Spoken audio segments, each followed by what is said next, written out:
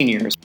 Welcome to the Buck Stops here, the official audio show of NotInHallOfFame.com, and I'm your host, Kirk Buchner, the Buck, the owner and the operator of NotInHallOfFame.com, the sister sites, the fictitious Athlete Hall of Fame, the fictitious Rock and Roll Hall of Fame. It's the Hall of Fame Show, Season 1, Episode 47, and we've got a loaded show. We're going to look at the passing of a legend, a true legend in all of sports, Diego Maradona, but the main event today is the Pro Football Hall of Fame. They've announced their semi-finalists, and Evan, Nolan, and I, we take a good look at those 25, what we like, what we didn't like, and do a little bit of a prediction of who we think is going to advance. Without further ado, let's bring in Evan. Evan, my friend, how are you? I'm doing okay as far as things are going here. So, well, maybe it's a little calmer for you, or not. But, a month ago, you referenced the Sam Adams commercial, and then I finally saw it. Mm-hmm. Yeah, with the guy just sort of like showing up at the bar or at the wedding. Mm-hmm. Not exactly the classiest individual. That's kind of how I felt. I went to a party last night on the beach here in Barbados with 20 French delegates, or not so much delegates or so, but my wife her boss is from France. And so there was all these elite people from the French embassy, from other French countries. Yeah, and so they set up everyone with food and alcohol, and then the guy whose party it was, her boss, who turned 55, he says to the guy running everything, he's like, no, for this guy, no, he doesn't do defensive drinks, just give him the beer. He's just a beer guy. And said that in front of everyone, so that's all right, yeah, I'm the blue collar slob here, which I was for that party. Okay. That's it. That's all I got. Well, how did your French get better the more you were drinking? No, it probably got worse because I think I went after some stuff just to see what would happen. And then my wife got mad at me, as usual, because usually in those situations I embarrass myself, and I didn't let her down. Hey, you have a reputation, I hope, my friend. Absolutely, which is now growing on an international scope. The more we do this. Yes, that is true. Yeah, you got Canada, you got Barbados, and, eventually it's just the world from there. Barbados is a launching point for everything. So You'd think that. Yeah. Well, I will say one thing though, and I'm going to have a little bit of a rant here starting out. Go do it.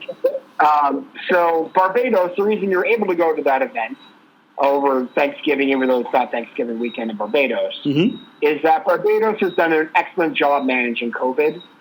Phenomenal. And here in the United States is the opposite of that. We have had no real plan. We have had people actively believing random posts on Facebook over actual scientific explanations on things. And we're about to have an explosion. They're predicting that we may have 60,000 people die in the next 3 weeks. At the moment. And unfortunately for me, a couple of them are looking to be my uncle and aunt in Connecticut. My uncle was submitted yesterday and my aunt was submitted today. Oh, I'm sorry to hear that. Into a hospital in Connecticut. Yeah. And my cousin who had retired from his job. My dad was 50 when he had me. So my uncle and aunt, I'm 41. My uncle is 90 and my aunt is 88. So they're, not in a good place for getting COVID and needing oxygen. Right. My cousin, who's 61 and was taking care of them, also has COVID and is struggling, but still at home or in the house he grew up in with them not being there. So all I'm going to say is this. We are about to have a massive crisis, and it's going to be much worse in rural America because most rural American hospitals, despite what they might tell you, actually have real trauma units. They're essentially glorified waiting rooms for dealing with situations. They might have a cardiology unit. They might have some sort of unit like that. Like each hospital might have something in the system. But for anything big, they send people to major cities in order to get stuff done. Well, the major cities' hospitals are going to be full too. And we're going to have a situation and tons of people are going to die from like appendicitis coming up here because all the rest of the hospitals are going to be full and nobody's going to be able to be transferred. So here's what I'm going to say to all the people out there who don't believe in everything. Even if we're wrong and that masks don't do anything, there's legitimately no harm to you and wearing one. Mm-hmm. I agree. Just do what you can to show you give a damn about other people and their health. See if there's something we can do to help make this easier, not only on people who are going to be passing away from this, but also the health professionals who are going to be slaving away. And a lot of these people in rural hospitals are going to be not prepared, they're not trained to deal with what they're going to have to be dealing with. They're not people who deal with these traumas. All those people get sent out. And Red America is going to be devastated over the next couple of weeks and next few months here coming up. So please, whether you think it's mind control or they're somehow going to put a chip in your body or something, I don't care. Just wear a mask. That's all I'm saying. My uncle and aunt are 90 and 88 years old. They've had very good lives. Doesn't mean their lives are worth anything less. And it doesn't mean that if something happens to them, their families are almost definitely not going to be able to say goodbye to them like they would with almost every other disease. Right? Because of the time period that they're passing away. They don't deserve to die alone in a hospital room surrounded by nobody who loves them. And if you think they do, you're a fucking asshole.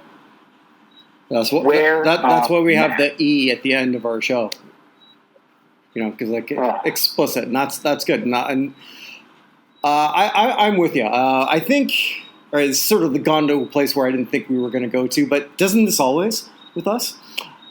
Yeah, no kidding. Yeah, right. I hate wearing one. I wear it all the time, though, because that's what we do, and that's what's worked in the small little island country that I'm fortunate to live in. Every time you go in any kind of indoor place, it's mandatory. Not necessarily if you're out and about, but granted, we're not nearly we have 7 active cases in the whole island as of this airing. So, and we're a population of 230,000. So that sort of puts things in a little bit of perspective. So anyway, long story short, I hate wearing a mask. So you know what I did? I got a Saints mask. And then I got masks of just things I love. Mm-hmm. Yep. And I then have it a Red makes Sox me one. I have a Patriots one. Right. I have a bunch of others. So yeah. And my dad, who's Captain Conservative for Canada, which means he's centrist in the U.S., he wears them. And if he can do it, all of you can do it. Yep. So that's my soapbox for the day. It's been going on today. It's been a weird couple of days. I found out this morning that my uncle had been put into hospital on Thanksgiving, and I found out later this afternoon that my aunt had gone in as well. So this is my brother. My dad is the oldest of 4, so this is the second in line. His brother, my Uncle Bob, because in England, Bob's your uncle. Everyone's got one, right? But yeah, my Uncle Bob and my Aunt Joyce are in there now, and the prognosis, let's just be honest, it's not good. Just in general, getting sick at 88 and 90 isn't good anyway. So it's probably not something that they are going to survive. But let's hope they do. Nobody deserves to die alone, away from people, and that's what we're going to be facing. Because people are too selfish to just wear a mask when they're out in public. So I'm done. I don't want to talk anymore about it, but all right, thank you for giving me the opportunity to talk about it. Let's move from there. Let me just say one thing else. In non-COVID deaths, the Beige Mistress was active this week. Oh, no. Yes. What'd you get? Here's a pop quiz for you. What is the most successful rock band in Hungarian history? Okay, is the answer a Hungarian band? It is a Hungarian band, yes. Crap. Let's see. Hungary Like the Wolf, a Duran Duran cover band. Not too bad considering we didn't prep this. That was very good. I was impressed by that one. Thank you. It's actually Hungary.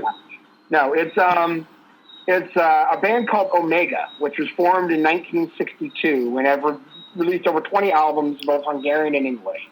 The two founders of that band are a man named János Kobor and another man who is a singer and the keyboardist and singer Laszlo Benko. Laszlo Benko passed away this week. So there you go. One of the founders of the most successful band in the history. I'm sorry. Laszlo Benko passed away earlier. I'm sorry. It's a bass player, Tomas Mihaly. Laszlo Benko passed away before we realized that. He also passed away this year. But Tomas Mihaly, the bass player, passed away. That entire culture is being decimated by the Beige Mistress as if she's trying to wipe it off the map. It's weird. They're down to... So the band at one point or another has had 1, 2, 3, 4, 5, 6, 7, 8, 9, 10, 11, 12, 13, 14, 15, 16 members. And only 3 of them appear to still be alive. So, of course, they were founded in 1962. Right, but for those of you who had Keith Richards against the other groups... I mean, yeah, because if you had Keith Richards, though, against 13 out of 16 of this Hungarian band, I would have went with the Hungarian band. Probably true. Yeah. Yeah, probably true. So, yeah, they're the most decorated band in the history of Hungary. So, damn. There you go. So the Beige Mistress is there.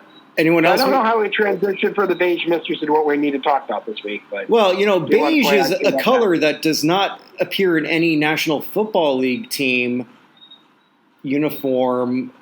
But the whole I got nothing. I thought maybe I could take that somewhere, and it just didn't go. Was it beige like accent color in the old? Or it might have been like the uniforms that the Buccaneers wore on Monday night seemed like there was beige somewhere in there. That was such a downgrade in uniforms. The Rams, the Buccaneers uniforms were both terrible compared to like when we were kids. As long as the Bucs lost, that's all the Saints fan wanted to say. True, but like, can we have just go back to the old school Eric Dickerson Rams uniforms and the old school Vinny Testaverde Creamsicle Bucs uniforms? Whatever they came up with this last weekend was awful. I'll take that over these weird Thursday night games where it just feels like it's mayonnaise versus mustard, where they're going like all condiment versus condiment. In some As someone who grew up in a house that for a large portion of time was mustard yellow on the bottom with ketchup red on top, I understand the clash of condiments not being something you're into. Nice. And when my dad finally decided to paint it, he painted it salmon. So I went from a mustard and red house to a pink house. And I told my dad, I was like, I don't know, 13 or 14 at the time. I said, Dad, why are we painting our house pink? And my dad, being colorblind, said, it's not pink, it's salmon. And I said, Dad, what color do you think salmon is? Well, the answer, a shade of green. Did he crank out like John Mellencamp? Oh, it's little pink houses for you and me, son. Yeah. We did not have an interstate running through my front yard, so. I could go on and on why John Mellencamp is the most overrated musician in history, but I won't. Yeah, that may. Ooh, I think that might have hit something. We'll go back. Let's put a pin in that and go back to that another time. I'm not disagreeing with you. I'm just trying to think who else pops to mind. So okay. Well, I know a lot of people would say it was Bob Seeger. But that seems to be a popular statement I hear on the internet all the time. As someone, all right, I'm going to do some blatant self-promotion before we get to the other thing. So as someone who is working on something with my good friend Andrea Tessman, we do, how the hell did this go number one? Bob Seeger went number one with Shakedown from the Beverly Hills soundtrack, Beverly Hills Cop soundtrack. And eventually we're going to cover how the hell that went number one when he has 10 far more famous songs. That's a pretty good one to cover because Shakedown is average at best. Not the greatest song. I'll put it like that. No, it wasn't. It just shows the power of Eddie Murphy in 1987. Yeah, I mean, well, it didn't even Axel F hit the top 40 somewhere, right? And that's just that's with someone like doing a synthesizer. Yeah, Harold Faltermeyer. Why do I know this? Why do I know this useless shit? That is the most impressive piece of trivia you've ever pulled out of your ass. All right, well, I didn't even have to go that deep into my ass to find that. That's something I knew right away. And on that note, let's talk. All right, the meat of the bone today is the. God damn it! I did not think we'd be talking about my ass today. The Pro Football Hall of Fame and. Sorry, before we get there, I do have to say, please. You can edit that out if you want to. This is not live. Nice. Oh, I love this stuff. We've got our semifinalists. We do, and they're exactly who we thought they'd be. No, that's not true. No. Well, more or less they are, except for a few. I mean, you always know there's going to be a couple that come out of nowhere. Mm-hmm. But I don't think I can look at this overall group and be upset. And I think that's the one thing they do better than anyone else.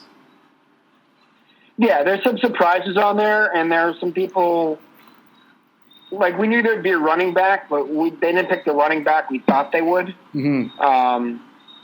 And there are a few other things on here. There's one person who I'll just come out with it now. The best player who was eligible or was on that preliminary list who didn't make it is the person I pounded the table for, which is Kevin Williams. Mm-hmm. Mm-hmm. Who, according to the statistic they came up with, and it's so hard to grade these other positions, but the statistic that they came up with on Pro Football Reference is the 9th greatest defensive tackle of all time. Everybody above him is in the Hall of Fame. Everyone below him is, like, the next few below him are either not eligible or in the Hall of Fame. And he did not make the semi-finalist list, which is crazy because he's, according to their metric, the 8th best player on this list. So they got numbers 1 through 7 and 9 through 13. And they just skipped number 8. So I think that's the biggest oversight. The other ones we can argue about, but there are no other defensive tackles on this list. Yeah. So should we do this alphabetically? Yeah, sure. Why not? All right. So Eric Allen, first time semifinalist. This was a nice surprise. He's never been here. He's never been at this point eligible since 2007. Member of the 15 interception club. Why did it take so long, you think? There are just so many defensive backs. I mean, just look at all the people who they put in the last few years. I think that's been the biggest problem for guys like Eric Allen, guys like John Lynch, too, who's been a finalist 9 times, and I know we haven't gotten to him yet. But, like, just in the last few years, they've put in – I'm on the wrong sheet here. They've put in Atwater last year, Atwater Palomalu last year, Champ Bailey, Ty Law every year before, Brian Dawkins before that, and you just keep going back, and it's just been a run of defensive backs all eligible at the same time. We're not that far away from a time when there was just like a massive backup. We had Aeneas Williams got in 2014. Looking from there. And we had nobody until 2018 with Dawkins. And then there's just like a glut of them. Mm-hmm. And I think that was his major issue with getting here. It's just there were too many defensive backs at one time. And now that they've clearing both Atwater and Palomalu opens up a little more space for him. So where do we go with here for Allen? Does he advance? I mean, my gut instinct says no, but it wouldn't. I don't think he does. But I would love to see him get through out of this 25. Yeah. So without going to everybody else here on this list, he, according to that same metric, he's the 5th best defensive back on this list. Overall, he's the 46th best in the history of the NFL. He's number 6 on this list. I think that's going to be too hard for him to get through. Right. They can clear. I think we agree that one of the people on the list, Charles Woodson, is going to be a first ballot. Oh my God, yeah, that's already a given. So the question is, do they get a second one in? Because I think you and I agree that 4 of these 5 spots are spoken for, and it depends what that 5th spot is. But I don't think he makes it through just because there's so many other people ahead of him. Yeah, for him to get to this spot it helps. It really, really helps. Getting to, and I think that's almost why we did this site in the first place. Really, or added the football section. There are, when you look at some of these people who are going to be semifinalists, and we know, like Eric Allen probably won't make the finals. I think you and I agree on that, and I think a lot of people listening would agree on that. And if we if you're a Patriots fan, I'm a Saints fan, and if he played for us for 10 years, how happy would we have been? Like, that's the elite level that we're talking about. Happy. We would have been super happy about it. Absolutely. Actually, knowing that we're doing this, it's supposed to be in alphabetical order. Should we do it by position? Screw it. Let's just do it by alphabet because that's just what I have up. That's all right. Okay. No, that's fine. I was just wondering because I feel like we're going to be touching on a bunch of people back and forth and everything. That's fine. You want to do it alphabetical? You know what? We would have been. You and I would have. If we would have done this by position, we would have found a way to sort of screw it up anyway. Probably true. Yeah. But, I mean, just because at this point I want to bring up somebody else. Do it. Who did play for my team. Do it. Because I know we're going out of order here, but I mean, you said Eric Allen, and I'd been happy he played for my team for 10 years. Yeah. I was just ecstatic that someone else who made it for the first time, Rodney Harrison. Okay, you know what? Played for my team for like 6 years. All right, so let's just jump right there because that was something I wanted to really get your take on. You're the Patriots fan. When he came up there, it's like, huh? Like, he's not even ranked on my top, not in Hall of Fame list. Doesn't mean I don't respect him. I massively do. But what is it I'm missing on Harrison?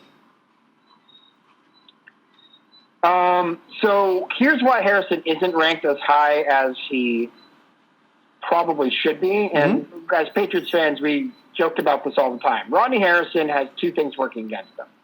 One is that we always say that he's the most philanthropic player in league history because at one point he set the record for most fines, and all those fines go to the Retired Players Fund. Is that where that goes? So, yeah, that's where all the fines go. They go to the Retired Players Fund to help build all that up. Holy shit! I didn't know that. So, yeah, so it's the joke that he'd be the most philanthropic player in league history. He had a reputation of being a bit of a dirty player, both in San Diego and in New England.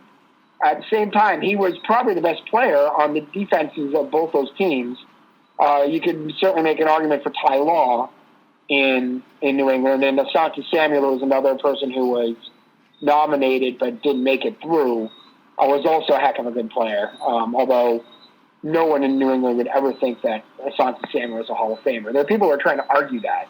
I saw that he should be on there, and I thought they were nuts. But Harrison only, partially because of that, only ever made 1 Pro Bowl. Brandon Merriweather, who is a significantly worse player, made 2 Pro Bowls in his career, which is why you go to see that Pro Bowls are so I don't know, random. Not a good way to judge how people's careers actually were. But he was the heart and soul of 2 defenses and won 2 championships. He was instrumental in 2 championships, and almost in the 3rd had David Tyree not had stickum on his helmet, and Harrison knocked that away. The enduring image of Harrison just being the guy to knock that away and everything else might have something to do with it. I mean, I was hoping we'd see 2 Patriots on this list. I was expecting the second one to be Logan Mankins, who was eligible for the first time this year and was on the all-decade team for the 2010s. We so far, just by the way, for the 2010s all-decade team, we've only had 3 guys who are eligible. Logan Mankins, Patrick Willis, and someone else just got eligible this year. Hold on. And Calvin Johnson. Those only 3 from the 2010 all-decade team are eligible. So I thought we might see Mankins. I was very pleasantly surprised. When we had our group, we had a bit of a discussion about Harrison. And Harrison was like the next guy who didn't quite make it on one of our things. Like Peanut Tillman and Tom Nolan skipped over him. But he Peanut Tillman were tied at one point. And then we had a revote, and Tillman got the spot. So, since you brought that up, if I could, we're going to, at about a week Tuesday, we're recording this late Friday night, we're going to do our second Zoom meeting as to those who should be, or not should be, we're going to act as our own committee for the Pro Football Hall of Fame, and we're going to be taking the semifinalists, but we're also going to take our semifinalists. Yeah. So, which include... which neither of these guys were on it. Well, no, but they are now. So they are now. Yeah, they are now. So it's going to be a lot of fun that we're going to be doing that. So, and I'm just... If there's somebody listening who wants to be part of this and you're a big Pro Football Hall of Fame guy, let us know, man, because we would love to have you part of it. This is open for everybody who's got a really good opinion. I shouldn't say really good opinion, but just have your opinion, just word it right. You know what I mean? Right. Yeah. Yeah.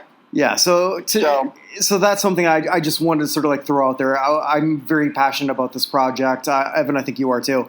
And I think some of the people that we've been talking about are. And it's a great thing that we've done. I mean, you and I learned so much about Tom Nolan. You just brought up. Yeah, learned a ton. Yeah. Nolan, unfortunately, isn't on this list, and neither is Jeff Saturday, who we were debating the 2 centers. Right. Those guys made it either. No, absolutely. So I guess we go from Eric Allen to someone, I don't think we're going to spend much time talking about him. I think you and I both pegged him as, for this stage, Jared Allen, another Allen. Mm-hmm. A sack master, 136 sacks in total. He's a semifinalist. Good shot to be a finalist, possibly, but he's not getting in this year. Would you agree with that? I don't think he has a shot this year.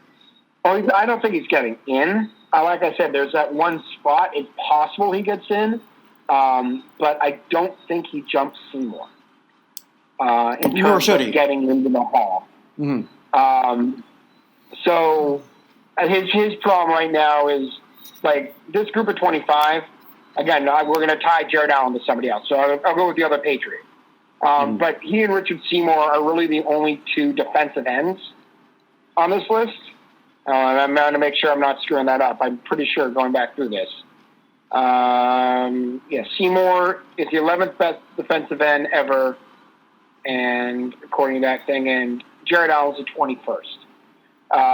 There are no other. Everyone else is a linebacker who's on defense. Yeah. So those are the only 2 defensive ends. So I think Seymour's in his way. So once Seymour's gone, I don't think there's a problem with Allen getting in, but I do think he has an issue until Seymour is in.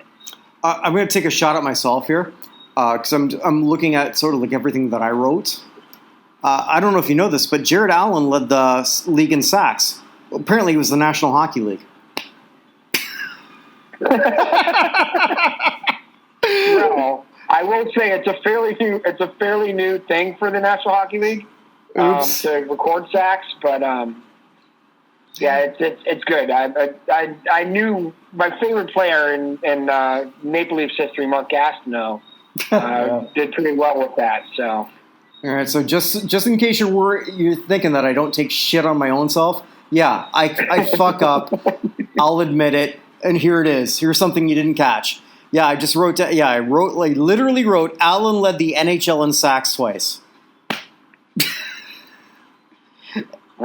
Well. Didn't have much competition for it. So. Well, he had the mullet. He had a mullet. I mean, He did have a mullet, and he was in Minnesota for a long period of time. Yeah. So. Damn it. God damn it, Buchner. Oh, well. This one I can't wait to talk more about, and I hope you're listening. Vance Meek, who is someone who has contributed to the site before and has been a guest, someone who's a big, passionate Cincinnati Bengals fan. He participated in our vote, but was not able to be in our committee. Willie Anderson is in, and I want to hear more about this man from Vance and from other Bengals fans. Yeah, I can't believe a Bengal made it this far. I feel like it's a misprint. Yeah, I agree, just because of the team he played for. And I like Willie. I like him a lot. I'm shocked he's here. But I don't think he doesn't belong. No, I'm not anti-Willie Anderson. I'm more a pro-Richmond Webb person, and not because I've actually now had a conversation with him. Right. But just in general, I'm more familiar probably with Richmond Webb just with his time with the Dolphins and how big a pain in the butt he was to have to deal with for our defense for so many years.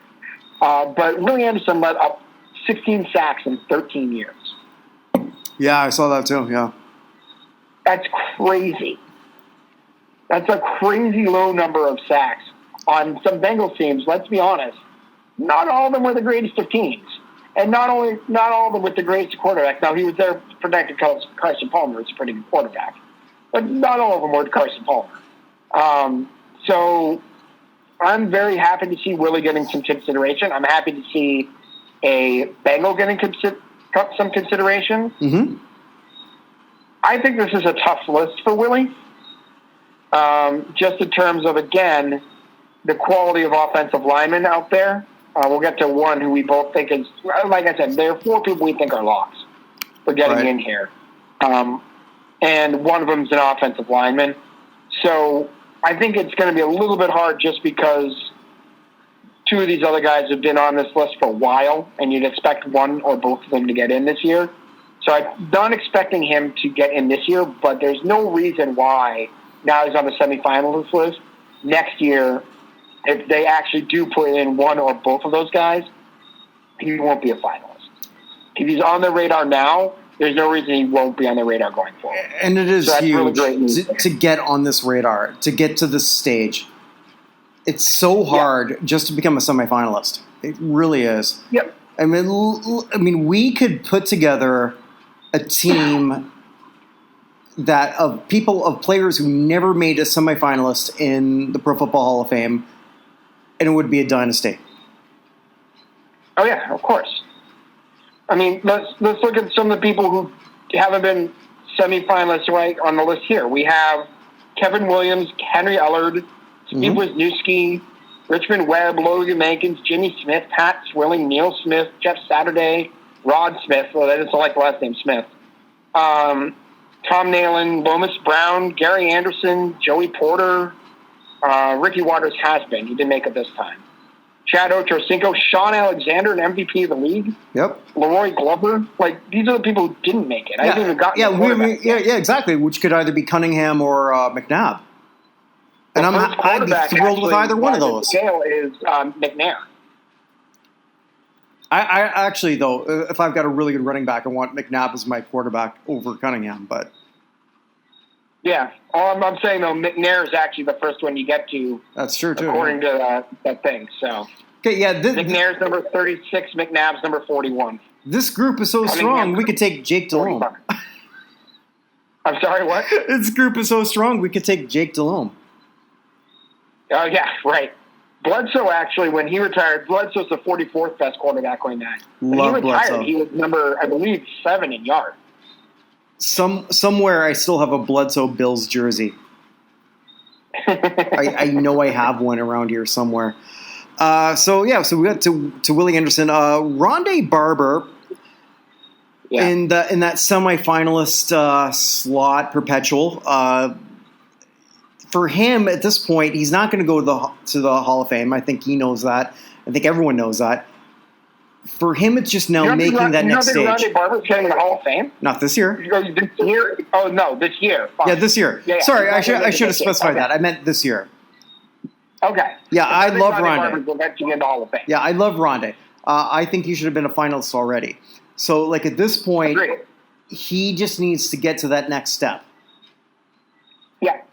And I think this is a good year for him to do so. Mm. I do. I do think this is a good year for him to do so. Like I said, they cleared out another couple last year. And getting perpetual semi-finalist and three-time finalist Steve Atwater out of the way helps Rondé. It does. Going forward. So I think that he will make it. I'm already going through this and like thinking, this person's going to make it. Oh, but how many? I need to find my 15 who are actually going to make it. So I'm doing that as we're speaking. So anyway, speaking of Bills. Yeah, Cornelius Bennett. I'm so happy for him.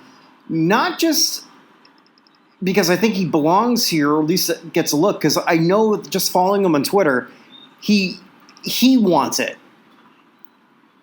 You know, he's actively campaigning for it. And not in sort of like a creepy way, because sometimes some players will. But Cornelius Bennett would be, next to Bruce Smith, the second defensive player from that Bills dynasty. And I'm going to call it a dynasty. You don't go to 4 straight Super Bowls. Yeah, you lost them all. But you lost one because the kicker was off by 2 feet. Yeah, I kind of wish someone in our group, Glenn, was here for about this. But, it's tough. It is so tough. And again, yes, it was bad for Buffalo and a lot of those Super Bowls. But you don't get to 4 in a row and stink. You just don't. And Cornelius Bennett was a huge part of that. A very complete defensive player. I'm so thrilled to see him in this conversation. I don't see him getting any further than this. I'd like him to, but I don't think he will. But I'm happy for him as a person. Just knowing from what I read that he says. So, like, this matters to him. There's some people who it doesn't. We know that. Or as much. Because I think you and I, we follow the same people. Obviously, like, a Twitter post isn't the be-all, end-all, but that's all we got. Right.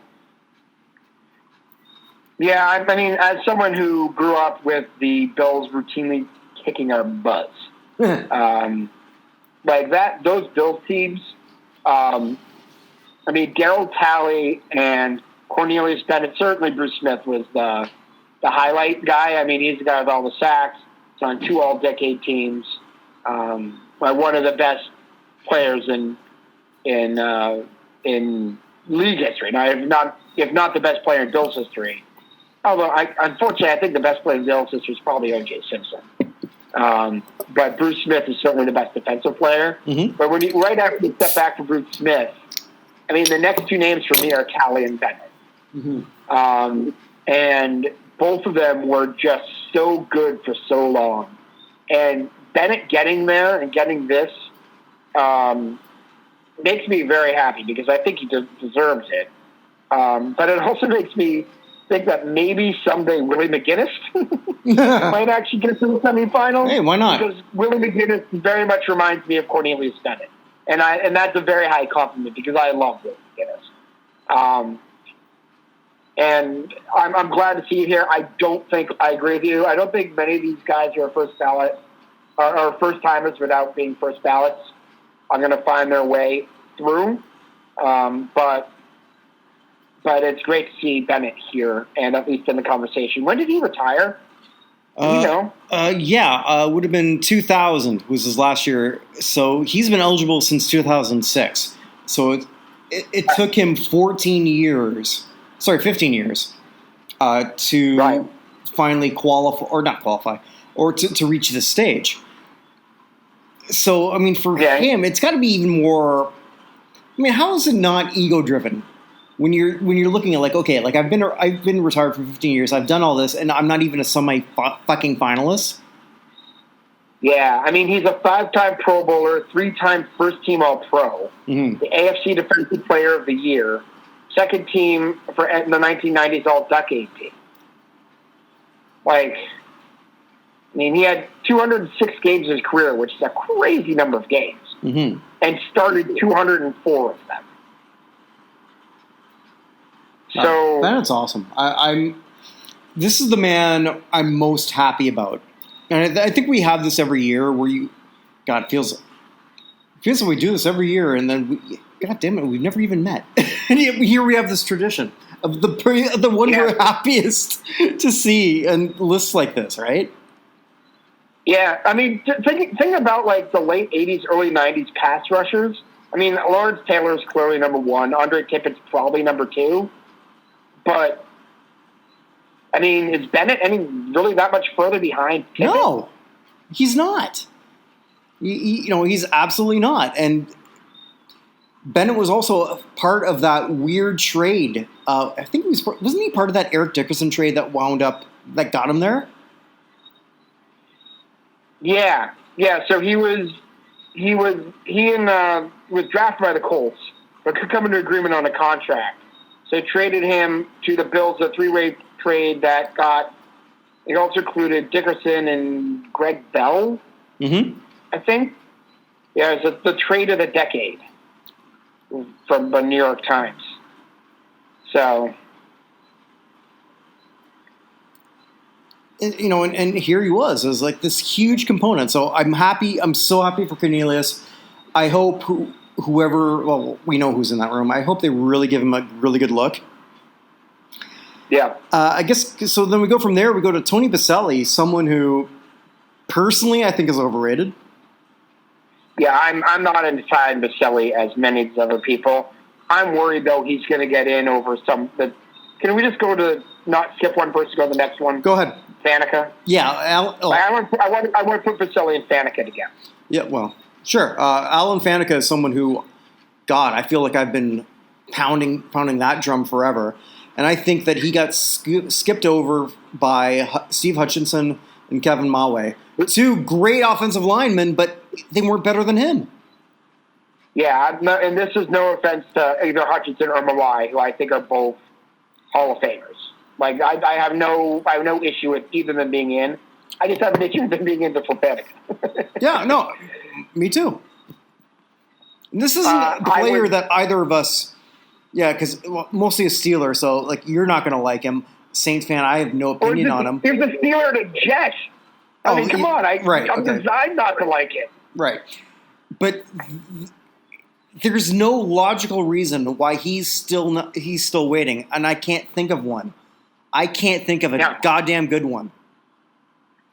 So going by that scale I was talking about earlier, so the number one person on this list is the number one person of all time. We'll get to him later. But Alan Faneca, by that, so the average Hall of Famer is 100 on that scale. Alan Faneca is a 139.5. He's the fourth greatest guard in the history of the NFL. Like it's insane that he's still out there. It's just. Well, it almost makes you wonder, like, do they think that he's Aubrey Huff and pissing people off? Like, they don't look that much alike. Like, I can't come up with anything. So here the greatest, according to the listing that they have, number one greatest guard of all time is Bruce Matthews, 158.95. Two's John Hanna, 153.1. Three's Randall McDaniel, 149. Four is Faneca at 139. Behind him are, in order, Larry Little, Hall of Famer, Larry Allen, Hall of Famer, Steve Hutchinson, 116.65, definitely Hall of Famer, but not before Faneca. Jerry Kramer, Hall of Famer, and that was a whole other issue we've already talked about a couple weeks ago. Gene Upshaw, Jari Evans, who's not eligible yet, Joe DeLamielleure, Gene Hickerson, Will Shields, Russ Grimm, all Hall of Famers. Wisniewski, who's not, Billy Shaw, and then Marshall Leganda, who most of us think is going to be a first ballot when he comes up. And then Logan Mankins. So we're talking like everybody around him. The only one who's not is is Jari Evans, who's not nearly in his league, who's not eligible yet, and then Wisniewski, who's got a score like 40% lower than his. It's insane that he's still here. He has 6 first-team All-Pros, 9 Pro Bowls. Like, he's won a championship. What else does he need? Did he sleep with the wives of some of these voters? Like, I got nothing. Are the guys doing, since Dr. Z retired, the man passed away, has the Jets not had anyone who can actually talk about any of this stuff? Like, I don't get it. Faneca, to me, has the resume of a first ballot Hall of Famer. Or at least close to it. Yeah. Agreed. It's ridiculous. And I think we both agree that last year his spot may have been taken by Cowher. Yeah, I'm glad you brought that up. Because I do think, because again, like, and I'll say this over and over, it's people voting on people. You and I, we've sort of like we're talking to somebody who's on a separate committee of something that we're working on. Does it sort of cloud our judgment? Well, it would mine. I'd love to tell you that it doesn't, but I mean, if I'm having great conversations and I really like somebody, would I vote for them more likely than someone who I haven't with the same resume? Possibly, probably. Yeah, but I honestly think like last year they had Hutchinson and Faneca there, and that one was going to get in this year, and then probably one was going to next year. Yeah. But they had the 100th anniversary team, and Polamalu was already going to be a first ballot Hall of Famer. Which goes to the bias, this whole Steelers bias. Because, right, yeah. And then Donnie Shell was elected as one of the senior candidates, and then Bill Cowher was elected as one of the coaches, and they're just like, we're not having 20% of the team being. Yeah, because they didn't, or rather, I shouldn't say the Steelers bias, they didn't want to look like they had a Steelers bias. Right. Yeah, and my biggest problem, like you said, he should have been a first ballot Hall of Famer. His first year, Orlando Pace was there, so I was like, okay, well, Orlando Pace gets in. But that next year, that 2017 class, I still got issues with. No problem with Jason Taylor, no problem with LaDainian Tomlinson. But Warner, Terrell Davis, and Mort Anderson, I thought at the time all three of them, they were better players. You want to put one or two of those guys in, fine. But all three of them, when you had Faneca and Terrell Owens, for example, were both on that list. The idea, like, you want to put Terrell Davis in, fine. But, like, Warner and Anderson and Davis all getting in when there were at least two better players out there drove me crazy. Now, I understand Morton Anderson getting in, he's all-time scoring leader, and they don't really have that many kickers as a statement. But, like, I'm sorry. Kevin Mawai and Terrell Owens, I think, is also the fourth best wide receiver. I'd have to go back and look that up. In my head, I'm pretty sure he is.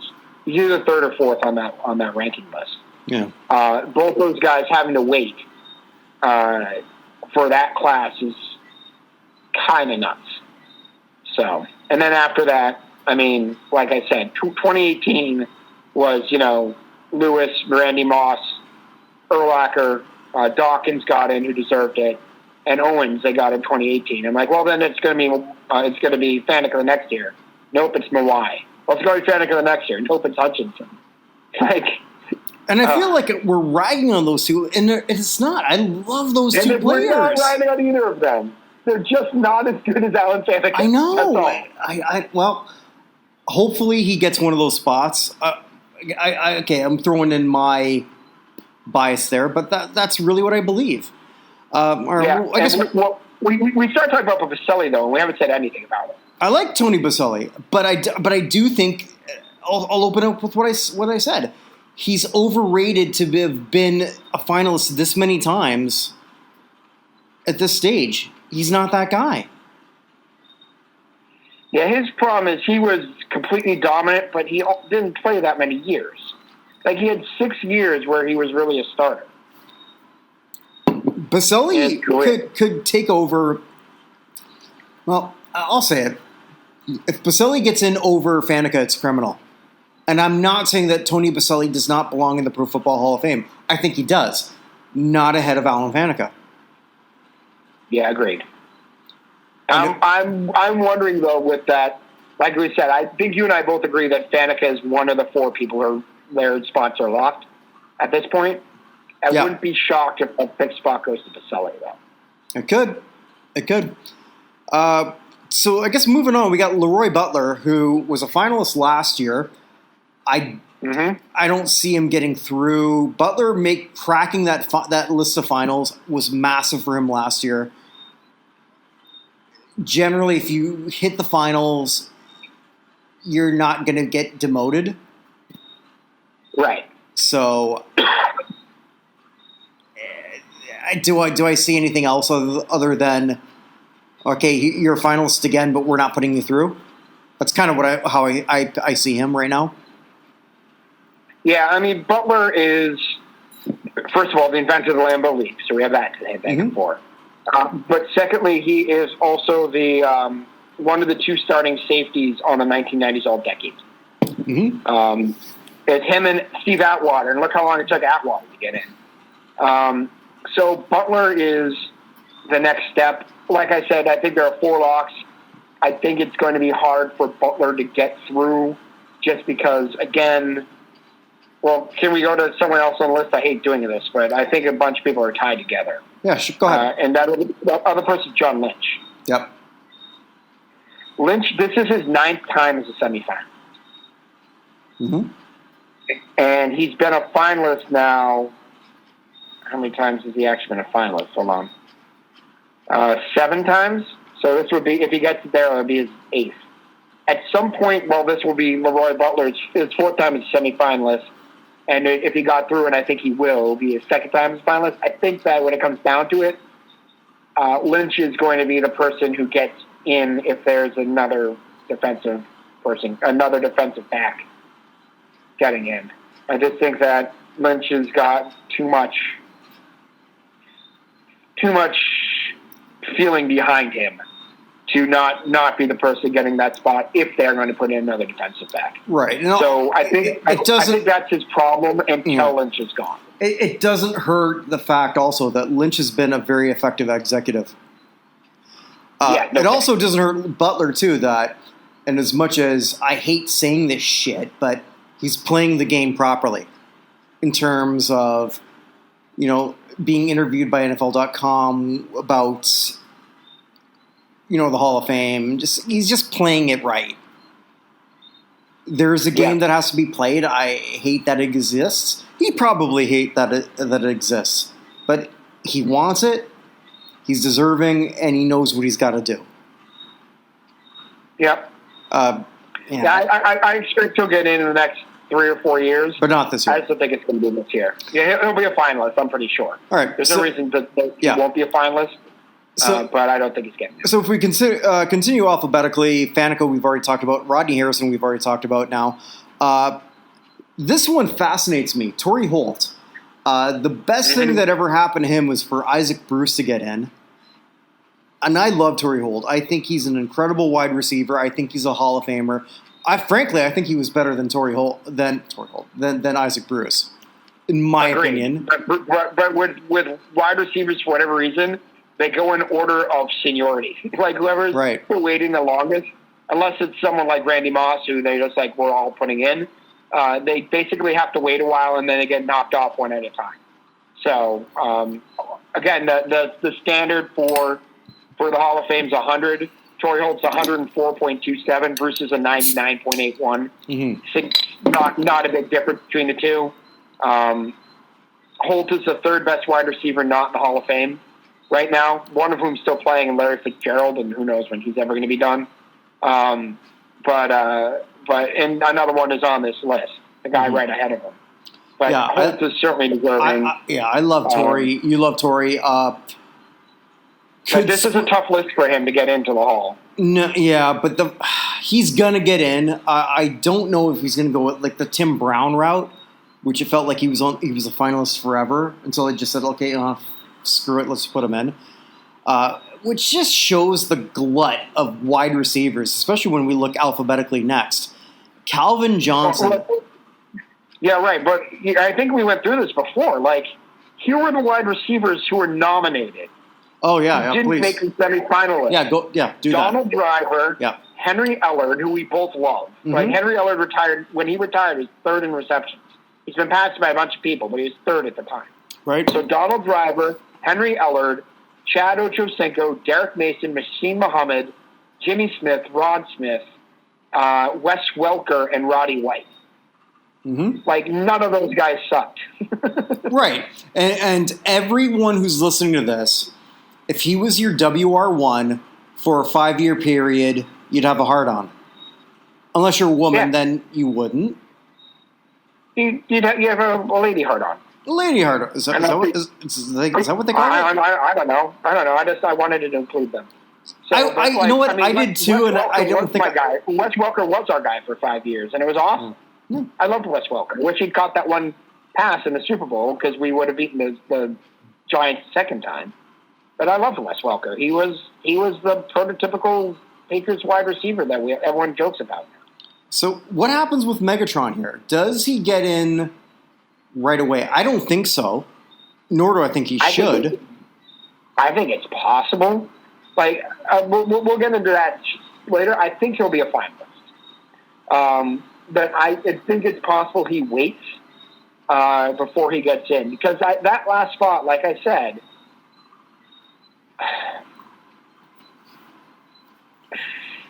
I think there are...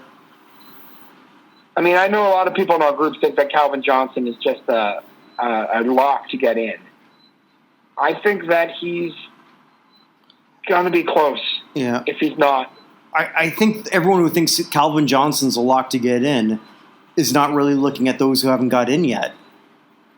Yeah, because I again, between the two of them, and I'll bring up the last wide receiver if you don't mind. No, I don't mind at all. Reggie Wayne. Mm-hmm. Like, Wayne is the guy who's right ahead of Holt. Calvin Johnson is like number 20, further down. Is like number 28, something like that. He's down there with Drew Pearson, Henry, and he's right ahead of Henry Ellard. So and the awesomely named Del Schofner is also down there, who hasn't made it. But he's ahead of Andre Reed. So we're not talking like not in the right thing. He's ahead of Andre Reed, Blitnikov, Lynn Swan, Harold Carmichael, John Stallworth, Bobby Mitchell, Bullet Bob Hayes, Tommy McDonald. Just ahead of a whole bunch of Hall of Fame wide receivers. I just think, again, he might have just needed more time to compile because he really only played the 9 seasons and then was like, oh my God, I played for the Lions, let me get out of here. Mm-hmm. But I just think that Reggie Wayne and Holt are too good to be jumped by Calvin Johnson, or should be too good to be jumped by Calvin Johnson. I think Wayne, in my opinion, should be a lock for the Hall this time through. Yeah, I think so too. Calvin's got a bit of a wait, and he will get in though. John Lynch, we already talked about. Peyton Manning, quarterback. Why even bother talking about him? We know he's going. Like I said, he's number 1 on the list all time for whatever rating system. So. Clay Matthews. This one intrigues me. Last year on the ballot, he's got a daughter who is really working hard on social media to get him in. She was on a radio station in Cleveland. I know that because it was all over everything. Well, as a host or just a guest? No, she was on today. Oh. Talking to someone at a sports radio station in Cleveland. I saw that referred to 9 times on Twitter today. Oh, okay. So. Oh, I invited her to be on my show. Nothing. No response. That's okay. That's right. What are you going to do? Clay, though, to me, maybe that's why she hasn't shown up. Clay's... God, I feel like that Vinny LaSpanusa is in the back of my head right now when I say this. Clay Matthews is a Hall of very good player.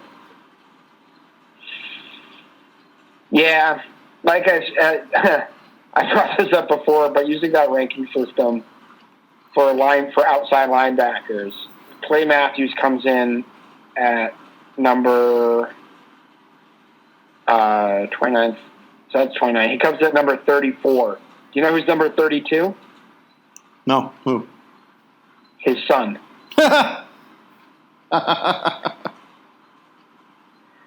So, according to that, the people who are around Clay Matthews are Andy Russell, Mike Stratton, his son, Ken Norton Jr., Bill Romanowski, Wayne Walker, Carl Banks, Dave Wilcox, who's a Hall of Famer, Bryce Pop, Mo Lewis. Yeah. Hall of very good. Ken Norton Jr. is never sniffing the Hall, and he was a very good player. He played 16 seasons. He was a 4-time Pro Bowler. He never made a first-team All-Pro. Never won a championship, not necessarily his fault. Ernest Binder's fumble certainly didn't help him with that. But they're just, Pat Swilling is just such a superior player and didn't make it this far. Yeah. Well, here's sort of what I'm thinking here, Evan. And it's almost like for him and then for Jennifer Matthews, the daughter. And again, I'm not ripping on you. I'm not. But this year, we already pretty much know who, 2 for sure and 2 others. If Clay gets through as a finalist, which would be the first time. Yeah. Because he's never been a finalist. Yeah. So what, you're gonna prolong this agony?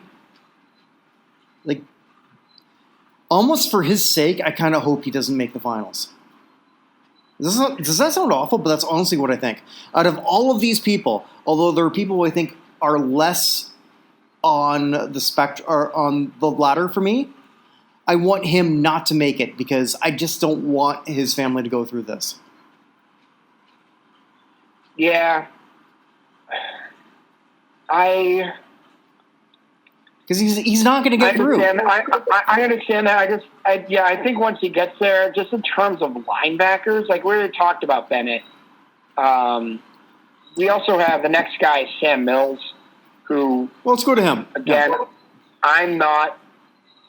Sam Mills was a fabulous human being by all accounts. Yeah, and I'm a Saints fan. I love the guy. And when we had our meeting. And everyone, I think you were asking me that, openly, who was the better guy, him or Pat Swilling? To me, it's Swilling. Swilling should be here. And I love Sam Mills, but Sam Mills is a better story than he was a player. Yeah. Just in terms of middle linebackers, Sam Mills is the third person on this. And Mills was a finalist last year over one of the other guys who should be in front of him, who I think is going to take one of the spots as a finalist this year. I don't understand how I'll just say it, Patrick Willis. I don't understand how Patrick Willis is not going to be a finalist this year. We were all shocked that he wasn't last year. Mm-hmm. And I don't think Willis will get in this year, but I just think that there are at least 2 linebackers significantly better on this list than either Matthews or Mills, who had wonderful careers. And there's at least 2 linebackers who didn't make it from this list, who were nominated, who should have made this list and didn't. Swilling being principal among them. I just when he came up, and I'll own this. When he came up when we were talking about it, and everyone had their nominations on who they thought should be on there, they were like, yeah, we're just going to pass those people through. I'm like, let's talk about Sam Mills. Can anyone give me an argument? Because I have him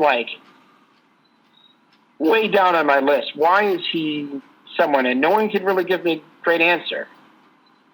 Myself included. Yeah. Because he's a great story. He's a great story. He's a great guy and a great story. But, there are a lot of great stories around the Hall of Fame. Mm-hmm. So, I expect Mills. I think it's more likely Mills is going to be a finalist only because we've already seen him as a finalist in Clay Matthews Sr. I don't think either of them have any shot of getting in. So, I guess maybe you're right in that I don't think Mills will ever be a member of the Hall of Fame. I don't think Matthews will ever be a member of the Hall of Fame. I agree with you. again, for the sake of the Matthews family, I really hope, and this sounds so morbid, but I really hope Matthews does not get into the finals this year and give sort of undue hope for a Hall of very good player. That's the best I can say. Yep. All right. We're talking about Seymour. So another person, not on his second to last possible ballot here, right? I'm so happy he's here, though. It's 8th time as a semi-finalist. Mm-hmm. So what do we think here? According to the ranking system they had, though, because he's judged as a wide receiver, it was the third worst person on this list, out of all, fourth worst of everybody nominated. He had a 14.88 and was the 337th best wide receiver in league history. But we're not talking about him as a wide receiver. No, we're not. He is. We were talking about this in the chat. If Tasker somehow manages to become a finalist, he may, unlike Matthews, if Tasker gets on there, I think there's a legitimate shot he gets in the first time he's on a ballot. Because his candidacy is a referendum on an entire third of football. Mm-hmm.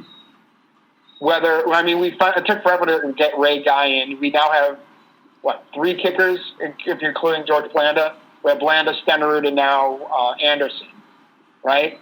So we have some folks there. And I think whenever, what's his name, for the whenever Leckler becomes eligible, I think he'll eventually be a Hall of Famer as well. And I think Vinatieri will be a Hall of Famer when he becomes eligible.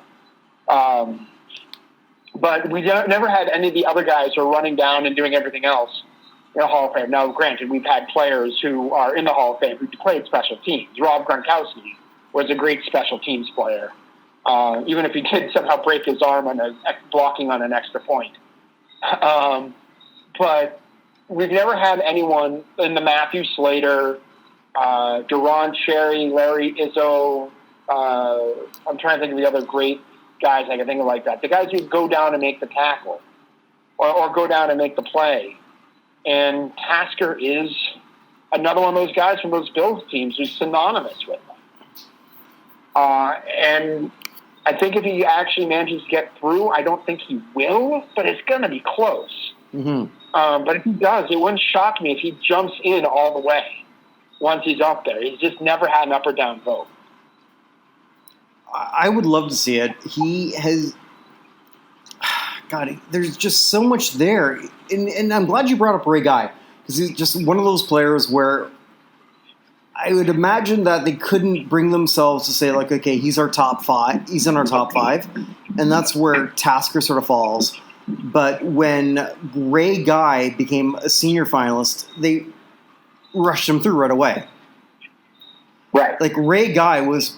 I don't know if this is true or not, but I got to go back through this. He's got to be the only person, or at least one of a very select few, that getting through all this shit of waiting to become a senior finalist helped astronomically. Yeah, I think that Tasker's in the same boat. Yeah, I think that Tasker would be in that boat, except for the fact that they made it so much harder for seniors to get in over the next few years. So, all right. So who we got next here? Dun, dun, dun, dun. Alphabetically, Fred Taylor. Yeah, hey, the running back. Yeah. All right, okay, this sounded awful. I did not mean to sort of push it that way, but okay. You brought up earlier, and I was going to say something at this point. I just wanted to wait. Now, okay, there's 2 Patriots. So 2 Patriots, yeah. What's the New England Patriots done in the last 25 years, Evan, as a Patriots fan? Just break it down really quick for me, please. It's apparently the worst ever because we're 4-6, and all I see over the internet is how Belichick needs to be fired. So, okay, well, wasn't the answer I thought I was going to get, but okay. No, the answer is they have been pretty dominant. They've done pretty well. So, which means that they've got 2 semifinalists equal to the fucking Jacksonville Jaguars? What am I missing here? And it's not that I think Fred Taylor sucks. Fred Taylor is a very good running back. Fred Taylor does not belong here. He doesn't. Fred Taylor was also a Patriot, so at the end of his career. Okay, fine. God damn it. I've ripped on Frank Gore because I don't know that he was ever the top 5 running back of his career, but at least maybe for 2 years I could say that. I could say that about Taylor maybe 1 year, if that. And I'm not the only one who says that. He's only been a Pro Bowler once. What the hell? I mean, he's got 11,000 yards, which is working in his favor. Which is great, sure. But I think that he's not significantly better than Corey Dillon. No. I don't think he's significantly better than... Well, let's just put the list of people directly ahead of him. Taking Abner Haynes, who played from 1960 1967. I do not know who he is. I apologize to Abner Haynes' family. But the people directly above him are all people who are on this list. Warwick Dunn, Jamal Lewis, working my way up. Warwick Dunn, Jamal Lewis, Tiki Barber, Priest Holmes, Sean Alexander. All those guys are right ahead of him. So why Taylor? I don't know. Because of what? They're worried that the Jacksonville fan base is going to think that they don't like them? I don't know. I don't get it. And again, it's not even that... All right, if they had 50 semifinalists, I wouldn't be having this conversation. I like Fred Taylor. Fred Taylor likes Fred Taylor. Follow his Twitter, he'll tell you. But he's not here. I don't... Especially... All right, I'll jump ahead here. Ricky Waters was a semifinalist last year, now isn't. You're going to tell me that Taylor belongs ahead of Ricky Waters? No! No, he doesn't! What? Yeah, Ricky Waters, by the way, is up ahead of Sean Alexander. So right above Alexander is Darren Sproles, and then Ricky Waters above that. So how, I don't get this. I don't understand this at all. I didn't get it last year. I get it even less this year. What am I not understanding other than the fact that, I don't know, what pictures does Fred Taylor have? Yeah, I don't have an answer for you because, like I said, on that list, so for people who are not in the Hall of Fame in terms of career, Adrian Peterson, Frank Gore are the top 2. They're still playing. LaShawn McCoy is also still playing, I believe, right? So that's 3. The top 3 are not then. Roger Craig is the best running back, according to this, not in the Hall of Fame. Amen. And I think he was a finalist a couple times. I'm not sure why he didn't get in. I don't know why he was. I thought he'd be in on the 100th team, but they didn't put him there. Marshawn Lynch, who just retired, Cookie Gilchrist, and then we get into all those people I mentioned. So he's actually number, for LSU people eligible, 1, 2, 3, 4, 5, 6, 7, 8, 9, 10, 11. And he's barely ahead of Corey Dillon. So apparently the 454 more yards he had than Corey Dillon make up for the 4 Pro Bowls for Dillon versus 1 for Taylor. And Dillon has a championship. It was the lead running back on a Super Bowl winning team, which Taylor does not. I just don't get it. All right, we got to get Vance back. Vance Meek, for the big Cincinnati Bengals fan, because he's got to be just livid. Okay, so Jacksonville's ahead of us now. Yeah. What the hell? Yeah. And it's not even that the Jags have. Okay, I'm not ripping on the Jags for their overall history, but they've never been to the Super Bowl. They've never realistically been a team that you think was going to win it all. Ever, have they? Like, if you ever thought that Jacksonville was going to win it all. They've been in the championship game twice, right? Sure, but as underdogs, nobody thought they were going to go through. Well, yeah, they knocked off Elway's number 1 seeded Broncos the year before. That was the last playoff game Elway lost. Mm-hmm. And then the Patriots with Bledsoe beat them, and then they held their own in the Super Bowl until Desmond Howard returned that kick. But yeah, I mean, Fred Taylor's a very nice running back. He's not a Hall of Fame. No. All right, okay, enough of him. Zach Thomas. Is this his year? Zach Thomas is a very, very good player and is a Hall of Famer. But is this his year? I think so. It's entirely possible. Yeah, okay. That last spot is completely up for grabs between 5 people, in my opinion. And he's one of them. Yeah. It's my 4 who I think are lost at this point. And again, maybe Reggie Wayne gets jumped by Calvin Johnson, even though he shouldn't. But I think Wayne's ahead of Holt at this point. Mm-hmm. So I think it's going to be Manning. Well, we've sort of mentioned Charles Woodson. I'll just say it again. Manning, Charles Woodson, Faneca, and Wayne. And we're going to have one other person, which is going to be one of several people that Zach Thomas is certainly worthy of that spot. Yeah, I think so too. So let's. I guess we'll move on. Heinz Ward intrigues me. Semi-finalist every year since eligibility, never finalist.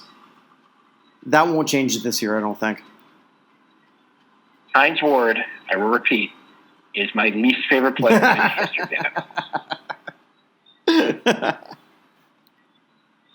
Like, the Steelers, the Ravens fans are the whiniest fans in football. The Steelers players are the whiniest players in football. And it all started with Ward. They're already complaining about the fact that their game got postponed for like the 3rd time this year because the other team had COVID. Like, I'm sorry, the Ravens' entire running back, they have no running backs on their roster at the moment. Because every running back they have has COVID. I also think when you're 10-0, maybe keep your whining to a minimum. Oh, they're so whiny. They've always been whiny. A 10-0 team that does not scare me. Ward is a cheap shot artist. Ward is the offensive version of Rodney Harrison, except Rodney Harrison never bitched in the media. He threw all these cheap shots all the time and then would cry about any slight infraction against them. And you're like, dude, you're playing with Joey Porter. Joey Porter is on your team. By the way, Joey Porter should be on this list before Sam Mills. Just by the way, I hate Joey Porter too. But like these people are on your team. Like, what are you talking about? He's just so goddamn whiny. I can't stand him. Prior to him, by the way, my least favorite player in the NFL was Bill Romanowski, who also was a cheap shot artist who whined up. And I will note a Boston College graduate, so I should like him. But no, I do not.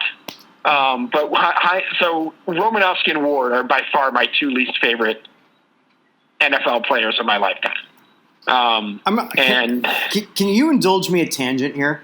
Because this is like nothing to do with anything we're talking about. Just because I just absolutely have no idea. So Heinz Ward's half Korean. Mm-hmm. Why the hell is BTS and Korean pop so big in the United States? Because they're really good at spamming Republican hashtags on Twitter? Okay, if that's the answer, I have no idea. I legitimately have no idea. I heard my first BTS song on the radio. So my wife listens to more top 40 stuff than I do. I listen to the more like overall alternative rock. Like sometimes they'll do old stuff, sometimes they'll do some newer stuff. But so I'm not up on the top 40. Yeah. I'm not listening to classic rock. I do sometimes, but not usually. And I heard my first one. I couldn't tell they were Korean. Like you just couldn't tell. It sounded like a generic. If that whole joke I made my computer listen to 150 hours of boy bands, and this is the song they came up with. That kind of is what it reminds me of. Yeah. But I don't have an answer for you. All right, no, I just want to, just because I've been thinking about this all day, because it makes me feel old because I can't figure it out. I don't get it. I don't know. And I have an Asian wife, and she doesn't help me with this. It's clearly nostalgia for MASH. Well, suicide is painless. Brings on many changes. And I can take a leave if I please. Oh my God, this was good. Well done. Yes. All right. Yes. Okay. Let's do Happy Days next. All right. Oh, I could. Yeah, I could. I've actually been binging Pat Morita interviews. I'm not lying. I really have. Wow. So I will say this. I think that I don't think Ward is going to get in yet. There are too many. I mean, there's Calvin Johnson, Tori Holt, and Reggie Wayne ahead of him. There are just too many. I don't think he'll ever get in. It's going to be hard. I think he's going to be a perpetual. He's going to be a perpetual semi-finalist. Mm-hmm. There are just too many wide receivers. Like I said, we went through that whole list before. Henry Ellard is ahead of him. Jimmy Smith is ahead of him. Chad Ochocinco is probably ahead of him.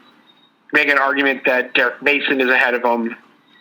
But yeah, there's just and those guys aren't getting on the semifinalists. So he's ahead of them in that he's getting on the semifinalists. But I think those players are better than him anyway. All right, so let's look at another pair here. Patrick Willis, Bryant Young, a pair of 49ers. I think you and I are in the same agreement that Willis should have been ahead of Young, but Young was the finalist last year. Yeah, I don't get Bryant Young being a finalist then, and I don't get it now. I think he'll probably get through only because he got through before, but if I had to choose between the two, I'd say it's much more likely that Willis gets through. So it leaves us with a pair of Woodsons. Well, Charles he's a lock, so I don't even see the point to talk any further to him. Darren Woodson, never been a finalist, 5th time as a semifinalist. Does he have a shot here? It's possible. It's possible, but again, I think there's too many defensive backs. He needs some of these guys to get cleared out. Just by the way, just going to Bryant Young, I will say one thing he does have going for him is he is the only remaining defensive tackle from the 1990s All-Decade team who's not in. So it's Cortez Kennedy, John Randall, Warren Sapp, and then Bryant Young. It does help. So, I'm sorry? No, it certainly helps, for sure. Yeah, it certainly helps. So most of the guys who are left from the 90s team were all were at least on the nominees list. I don't know. Darren Bennett didn't make it, I don't think, but most of the rest of these guys were there. And they'll eventually start filling these guys, and a lot of them will probably end up being veterans can at some point. Although I don't know if Ben Coates will ever get in as much as I love him. Mm-hmm. But yeah, I mean, Cornelius Bennett's on that list as well. Beselli, Richmond Webb, Steve Wisniewski, Neil Smith, Brian Young. So a lot of people. Butler. I think Butler's the next one of this group to get in over Brian Young. So just want to go back to that before we move to Darren Woodson. Woodson is a very good player. Again, he's not on any of the All-Decade teams. But who is a ridiculously good player for a very, very long time. So I don't know what it's necessarily going to take to get him over, but I don't think that this list is good for him becoming a semifinalist. Yeah, I'd have to agree with that. So, all right, let's do maybe we'll leave sort of like our predictions for later. This is sort of like a good recap. Should we just go?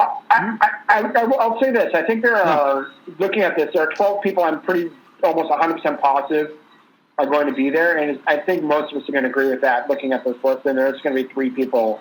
There are 3 openings for finalists. All right, yeah. Do you want to go through that? Yeah. So I know that both Bryant Young and Mills were finalists last year. I don't know if they'll make it again, so I'm dropping them off. So there were the 5 people who were elected, plus those 2 spots. So out of the 15, I believe that there are really 7 open spots, right? So anyone who didn't make it, so those folks who didn't make it last year, who would be coming back are Beselli, Leroy Butler, Faneca, Holt, Lynch, Seymour, Thomas, and Wayne. So I think all those guys will be back. Samuels and Bryant Young might be, but they're the weakest of the 2 returning, in my opinion, so they're most likely to be replaced. Then we have Manning, Calvin Johnson, and Charles Woodson coming on, right? And right there we're to 12. Oh, I'm sorry, and right there we're to 11. And I think Patrick Willis is pretty much a lock at this point, looking at who's there to become number 12. So then we're just looking at who gets the other 3 spots out of them. So, I mean, is it Bryant Young and Sam Mills coming back? Does this open up a spot is Jared Allen one of them? Does it open up a spot for Rondé Barber? Does it open up a spot for maybe Willie Anderson? Because I don't think that Eric Allen, Cornelius Bennett, Rodney Harrison, Fred Taylor really have a real shot at getting there. Yeah, I'd agree with that. And the others, it's a matter of, is it Jared Allen? Is it Willie Anderson? I mean, this is a pretty good list for Jared Allen or Bryant Young because there aren't that many defensive linemen. Mm-hmm. I think it's a tough list for Matthews and Mills. And it shouldn't be a tough list for Fred Taylor, except he has no business being in the semifinals for us. So. No, God damn it. I don't think I've ever ripped so much on a player this good. Yeah, he was really good, but yeah. I mean, if you think that Clay Matthews is the Hall is very good, Fred Taylor is right there. No, I know exactly. Yeah. I don't even feel like I'm ripping on Clay Matthews. I'd like to think, and tell me if I'm right or wrong here, that I'm putting their career in perspective. Yeah. Well, yeah. All right. So I guess we're sort of like done on American football. So. And I say American football only because, just living in the Caribbean, I've had people say, like, when I talk about football, they have a different opinion on what that title is. Yeah. A real icon, like an icon, like probably if you were to, like, separate, like, who's the top 5 soccer players ever? Is Diego Maradona not in that list? To me, he is. And you're the soccer guy, so tell me, am I right or wrong on that? No, you're right on that. I mean, you're going to have varying opinions on Messi and Cristiano Ronaldo, who are probably there as well. Pelé is probably number 1 of all time. Then there's Franz Beckenbauer and a few other people along the way. But I think it's hard to argue that Maradona isn't one of the 5 greatest soccer players of all time. Actually, someone on Twitter is my biggest liked tweet in a while. Someone on Twitter said, "I know Maradona was great, but someone explain him to me in basketball terms." And I put on there, he's a mixture of Kobe and LeBron. Imagine making a mixture of Kobe and LeBron, but make him 5'5" and give him Johnny Manziel's party hat. That's awesome.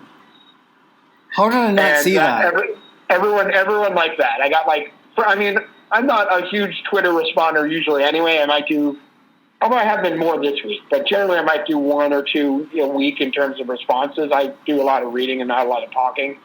But yeah, that got over 300 responses, which is a lot for me. So that's huge. People really seem to enjoy that definition. And I think it's pretty true. In that, I say he's like Kobe, in that they didn't call Kobe the Black Mamba just because he was, dark skinned and had had a killer instinct. He was also really fluid and slithery, at least for the most part of his career. He'd find his way through small gaps and things like that, and that was and still could score from anywhere. That was very much Maradona. At the same time, though, he was, despite the fact being 5'5", he was still kind of built like LeBron. Barrel-chested, tough to knock down. He wasn't somebody He did on occasion, but generally he was one of those people who went flying for a foul. Like, he would much rather just try and keep running through you because the goal's ahead of him, that rather than fall down and try and get a kick out of it. He always thought he was better with the ball at his foot. So he basically took multiple teams, including the Argentine national team, to heights they'd never been to. What he did with Napoli over in Europe, he basically put that team on the map. It was never the same. It hasn't been the same since. It's almost impossible. But he completely and utterly, well,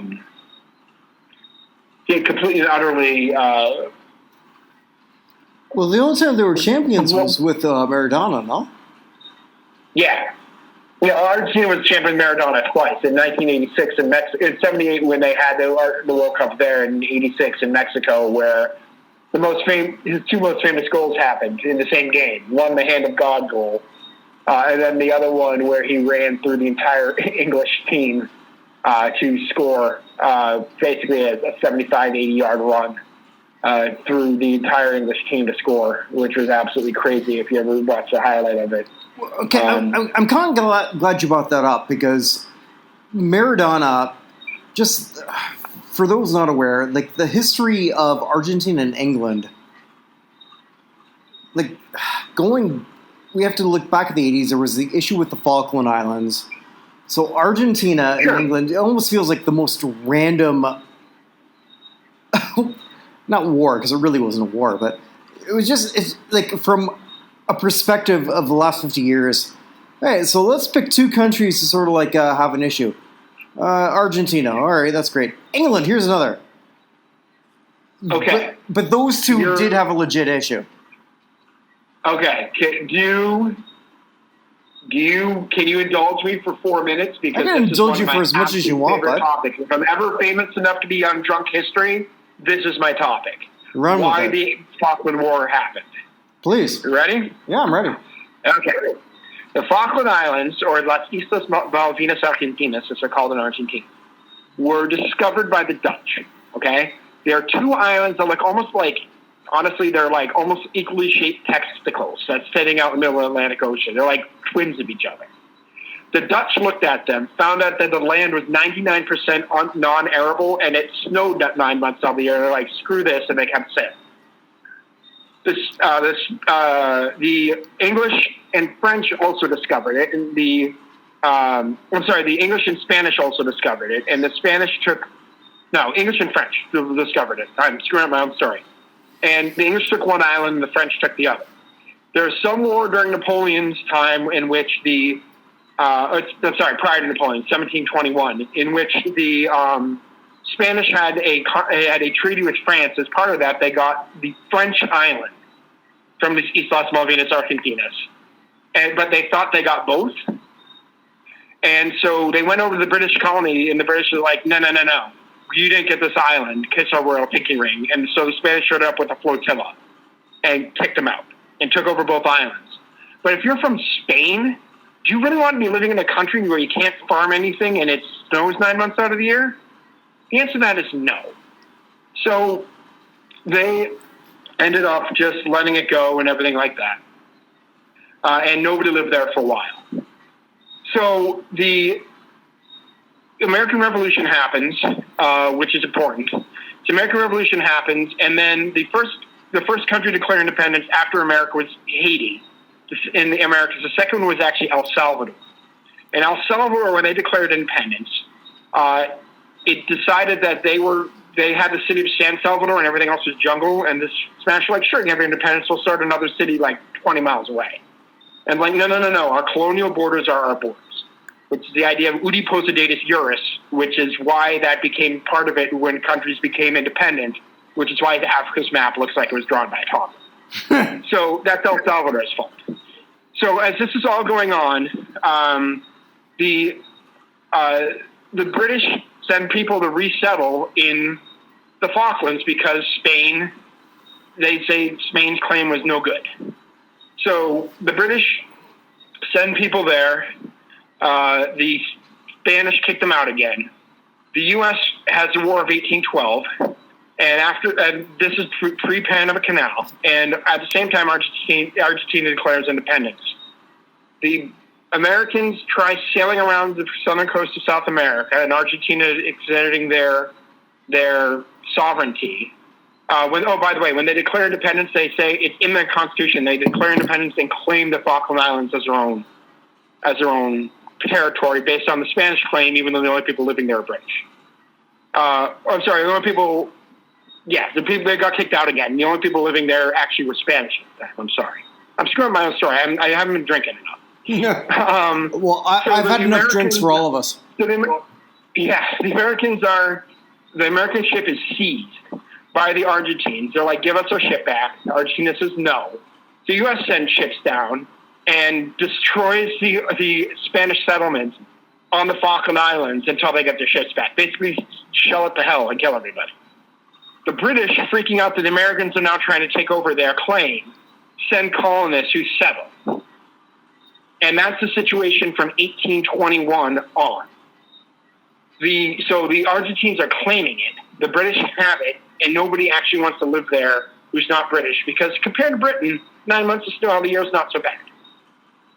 So the Argentina has other things on their mind. They take over the southern part of.